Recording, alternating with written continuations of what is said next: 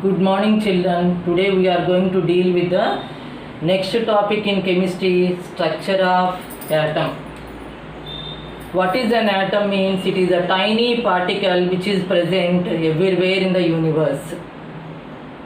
Now let us see the history of this particular atom.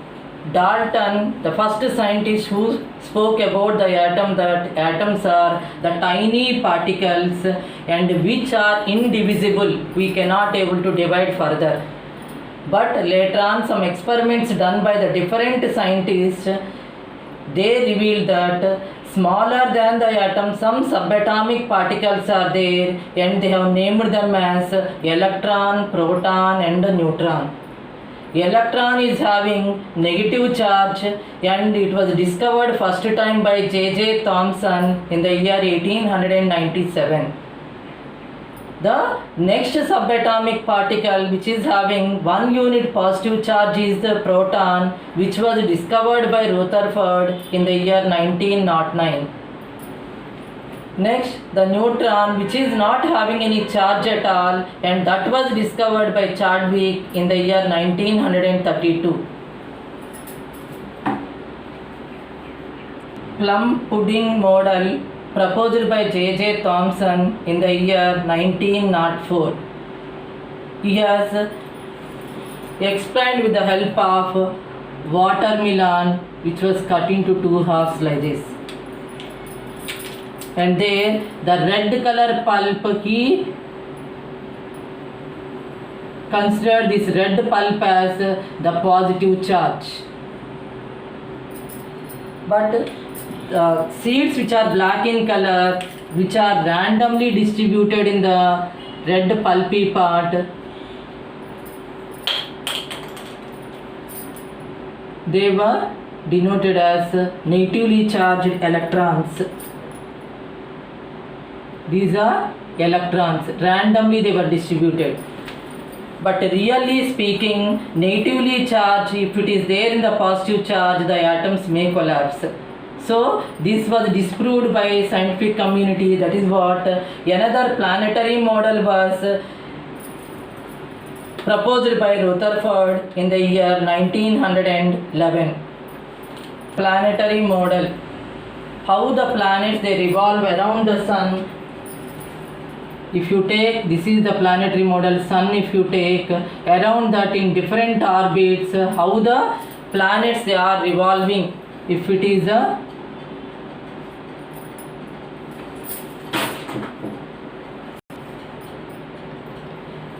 how these planets they revolve around the sun in the same manner. Here the electrons they revolve around the nucleus of an atom.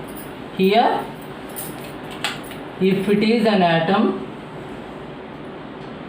if it is a nucleus, how these negatively charged electrons they revolve around the nucleus. This model first time proposed by Rutherford in the year 1911. But here the demerit is negatively charged when it is according to classical laws of physics. Classical laws of physics. Any moving body, when it is continuously moving and spirally, at one stage it comes and falls into the nucleus and the atom will collapse. But this is what he is unable to explain. Again, Bohr's model as proposed by Niels Bohr in the year 1913. But he is the only person who has given that spectrum of hydrogen very clearly. It laid the path of knowing more about the atomic structure. And let us learn about the Niels Bohr postulates. Niels Bohr, he told that atoms are spherical in nature, like this, and the nucleus it is occupying in the center, and it is mostly it is hollow in nature. Mostly the atoms are hollow in nature, and very small part only it is occupied by the nucleus. It is like a pebble in a football court. If we take the total football court, if you take in that one pebble, how much area it is occupying, in the same manner here the nucleus of an atom it occupies.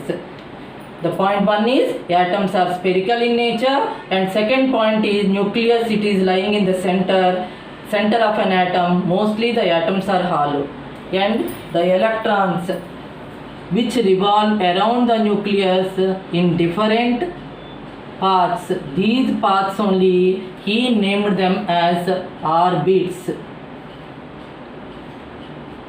They are also called as shells. They are also called as stationary states. Stationary states. Why they were called as stationary states means, as long as the electron it is there in this particular orbit or the shell, its energy is constant. Neither it gains the electron energy nor it loses the energy. That is what they were called as stationary states.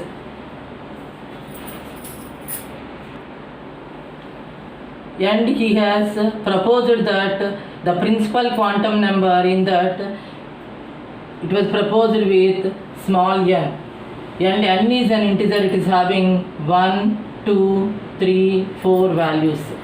If the n value is 1, it is K shell.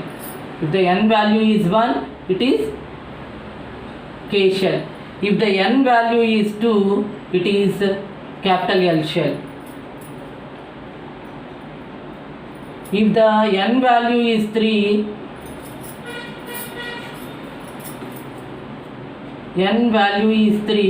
it is M shell. If the n value is 4,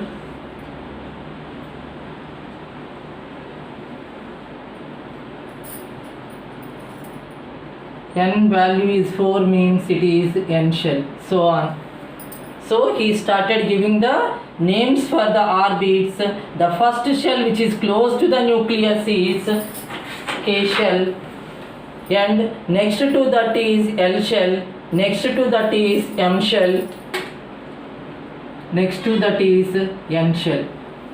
So which shell is having minimum energy means K shell is having minimum energy, and among these K, L, M, N shell is having maximum energy.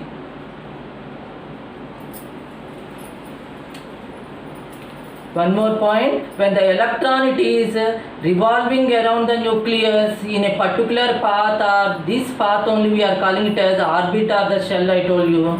And here, as long as the electron is present here or here or here, wherever it is in the same orbit, it is having the constant energy. It is neither gaining energy nor losing energy. But in certain reactions, what is happening means energy, the electron which is present in this shell, if it jumps to the higher level, then it gains energy or it absorbs energy. Energy from lower energy level, if it is supposed to jump to the higher level, then it need to absorb some energy. In certain cases what happens, if the energy is released, in those cases electron from higher energy level, it jumps to the lower energy level. For that the equation is E2 minus E1 is equal to delta E. So E2 means here this is the energy level 2, and E1 means this is the energy level 1. So electron jumps from higher energy level to the lower energy level. So the difference of energy comes out in the form of heat. That is what we are showing with delta, and it is also equivalent to H nu. It is a Planck's constant. Planck's equation. It is nothing but E is equal to H nu. E is the energy of radiation, H is the Planck's constant, and nu is the frequency of radiation. Next here the electron, they are not moving in the straight lines, they are moving in the circular path, so they are having angular momentum MVR. MVR is equal to NH by 2 pi. M is the mass of electron, mass of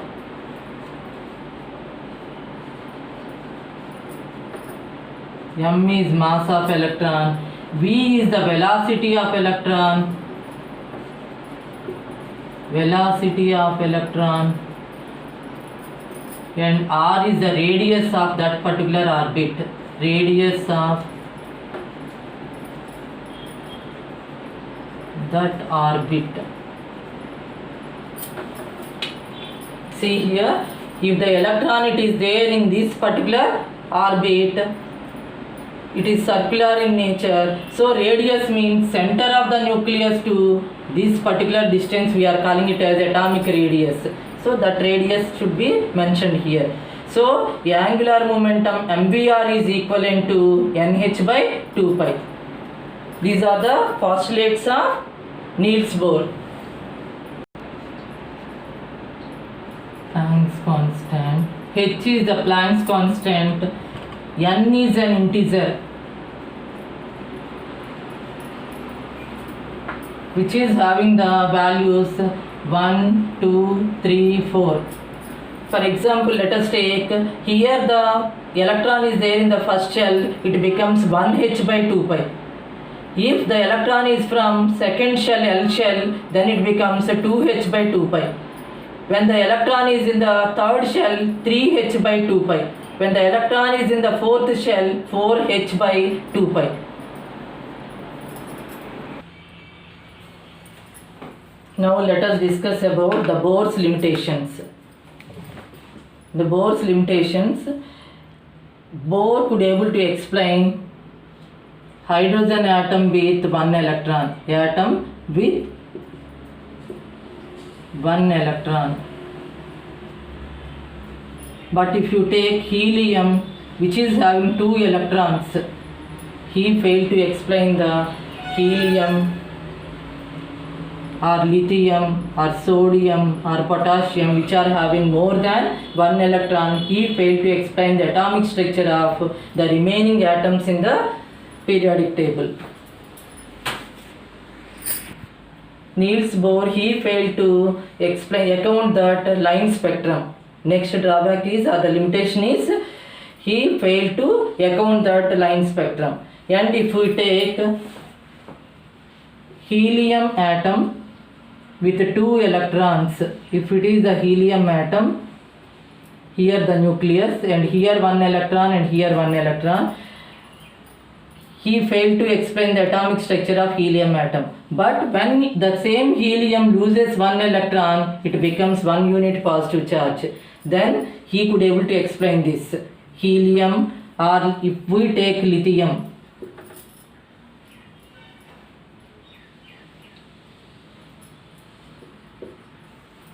which is having 3 electrons, when lithium loses 2 electrons, then he could able to explain lithium 2 positive and helium single unit positive. So he could able to give the clarity of the atomic spectrum of hydrogen atom or helium ion or lithium ion. It is very clear that Niels Bohr could able to give clarity for only the hydrogen atom with one electron, or any ion also having one electron, he can able to give the clarity for those. If the atoms are having more than one electron, he could not able to give the atomic structure of those elements.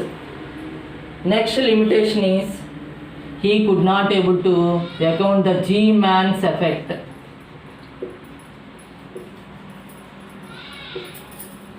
G-Mann's effect means when the atomic spectra is kept in the magnetic field and it splits into discrete lines, and he fails to explain the G-Mann's effect. And he did not give any clarity for how the MVR is equivalent to NH by 2 pi.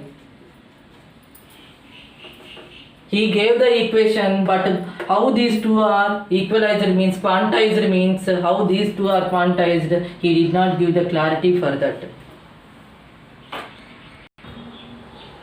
Stark's effect. Stark's effect is nothing but when the atomic spectra is kept in the electric field and it is showing some discrete lines, and how these discrete lines are formed, there is no clarity from him. So these are the limitations of Niels Bohr. This tabular form in the mass in kgs and relative mass and charge and relative charge. These are all the mentioned in the tabular form. If we take electron, its mass in kgs is 9.109 into 10 to the power minus 31 kgs, and relative mass of electron is 1 by 1840 AMU. AMU is nothing but atomic mass unit. AMU means atomic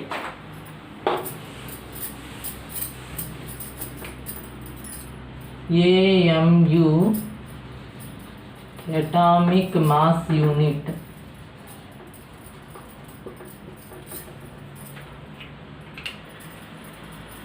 Here charge in coulombs, that is 1.602 into 10 to the power minus 19 coulombs, and normally the electron they possessed with 1 unit of negative charge. Relative charge is negative charge, 1 unit. If we take proton, its mass in kgs is 1.672 into 10 to the power minus 27 kgs, and relative mass is 1 AMU. AMU means atomic mass unit, and here the charge is 1.602 into 10 to the power minus 19 coulombs, and it is having relative charge is 1 unit of positive charge. Now the next subatomic particle is neutron, which is also having 1.675 into 10 to the power minus 27 kgs and 1 AMU, atomic mass unit. Next here the charge is 0 charge and relative charge also 0. This is what the information regarding the subatomic particles and the history of the atom. 10 minutes వచ్చిందా?